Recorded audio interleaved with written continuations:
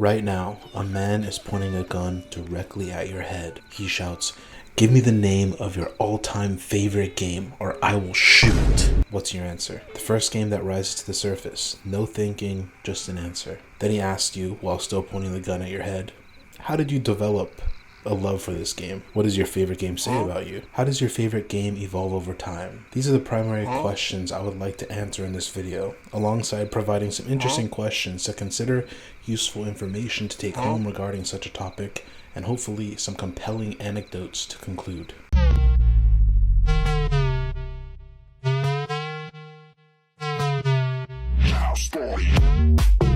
Your favorite game says a lot about you. What you find attractive, engaging, and dopamine-inducing will determine the type of person you are. Do you prefer the slow burn?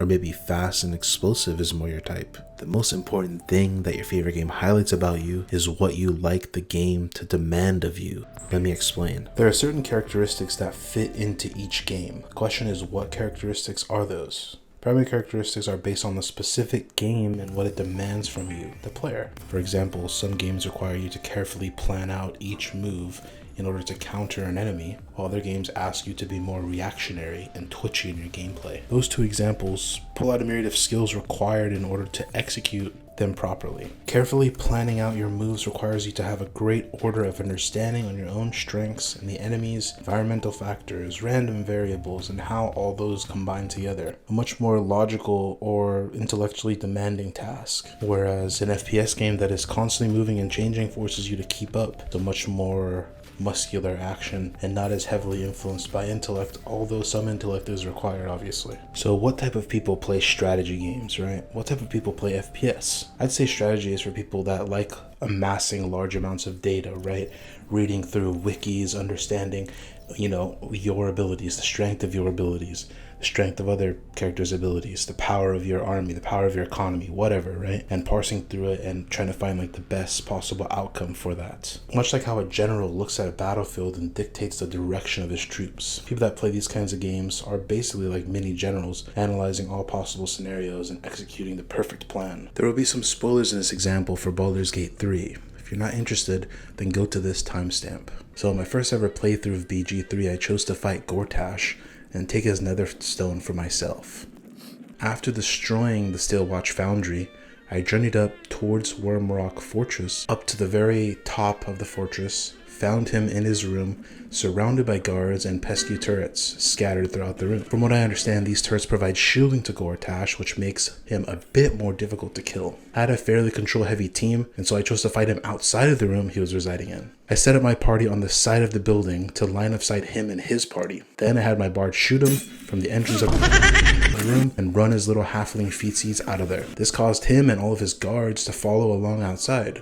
But I had a surprise for him. I placed many smoke powder barrels with Gale preparing a fireball to hit them and blow them sky high. If that didn't totally kill them, it mostly killed his goonies but not him, then I would have 2 additional lines of defense. Will casting Hunger of Hadar, causing him to be giga slowed and silenced. Shadowheart casting Wall of Fire as well on top of it. And whenever Gortash would get in range of Will's Eldritch Blast, essentially in the middle of Hunger of Hadar, he would knock him back with Repelling Blast. This would put him at the beginning of the Hunger of Hadar and he would have to walk through the AoE all over again. I forgot to mention that the area we kited him in was a really tight corridor, right? It's basically on the side of the building of the room he's in. So he had no way to get around our AoE. He has to walk right through it. FPS games are a lot more reactionary in that you need to see the threat in front of you and execute them before they do the same to you. It's a lot more fast paced and for people that have brains that work at 1,000,000 miles per hour. I enjoy playing Overwatch 2 and I've played it since Overwatch 1 beta way back in 2016. I've always played tank, but more recently I started playing DPS and I realized just how important it is to hit someone before they hit you. Let me give you an example. I was playing Tracer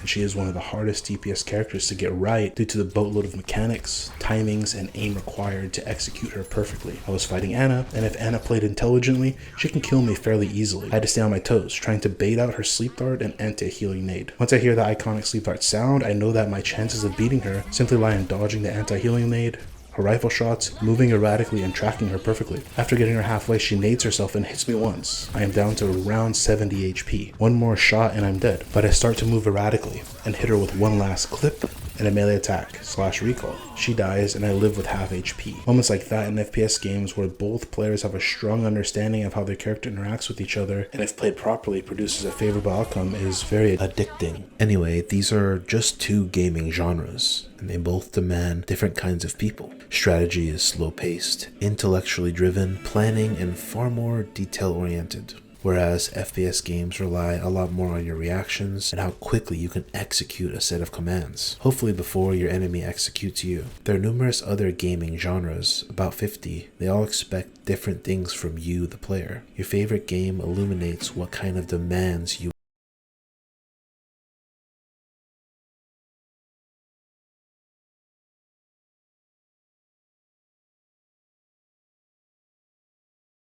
our favorite games in the first place. There are a number of reasons why we love the things we love. Brain stuff, social stuff, emotional stuff, and more stuff. I'd like to highlight these things and explain how we develop a love for the games that we call our favorites. When we engage in something that we find rewarding, dopamine is released, which makes us feel pleasure. If there are systems in a game that we play that constantly trigger that reward response, we're more likely to develop an interest in it. Pressing a character's ult in Overwatch and hearing that play multiple times in a row, actual dopamine overload. Our action leads to a reward. Reward provides us with a dopamine release. We seek that reward again and again and again. Our brains are wired to respond to novelty.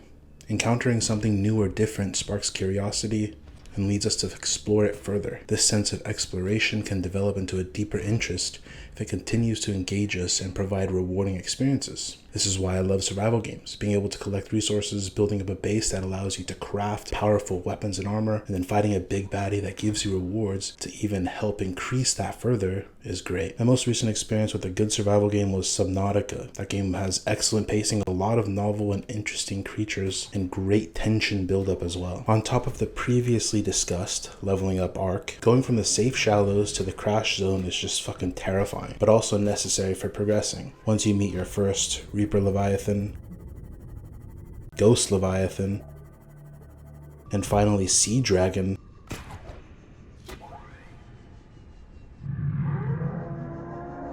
given plenty of fuel to stoke the inevitable development of thalassophobia. But each one of these encounters provides you with a novel experience, and it buzzes your curiosity even more due to finding resources to help you improve your gear, make new vehicles, and more. On top of that, it makes you think, what more is out there? What more is there to find and discover? We develop interests in games that we find personally relevant or that we can relate to in some way. This means that if you've always had Legos in your house since you were young, played with them, built amazing battlefields filled with your own personal lore, when you see that there's a Lego convention going on in your town, you reflect, become nostalgic, and particularly pick out certain moments during your interest in Legos that you can relate to. Someone can front, right? They can say that they know all about this and that. They could also be lying. How would you know? Well, if you have a strong vested interest in something, for example, Legos, and you hear all the wrong information about it, you'll know for certain that they are incorrect. My point is, because you relate so strongly toward the topic, you know the ins and outs of it. That connection is meaningful in your favoritism picking process. What games engage you the most? Here's an even deeper question. What emotions engage you the most? What emotions are you addicted to? Emotional engagement is when the game you're playing fully engages all of your emotions. That's a broad range of emotions. Sad, mad, angry,